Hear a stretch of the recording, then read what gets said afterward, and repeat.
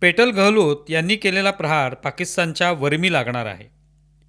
त्याआधी शाहबाज शरीफ यांचं भाषण झालं होतं आणि त्यांनी त्यावेळेला भारतासंदर्भातली आपली भूमिका व्यक्त केली होती आणि त्यामुळेच पेटल गहलोत यांचं भाषण महत्त्वाचं ठरलं.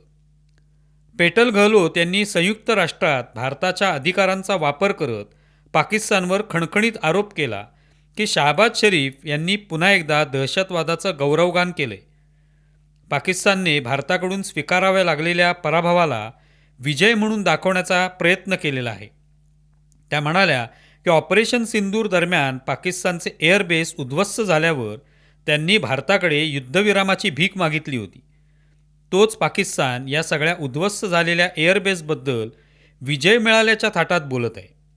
गहलोत यांनी उपहासाने म्हटलं, जर जळालेले हँगर आणि उद्ध्वस्त धावपट्ट्या पाकिस्तानला विजय मिळवल्यासारखं दाखवत असतील तर त्यांनी त्याचा आनंद नक्की घ्यावा.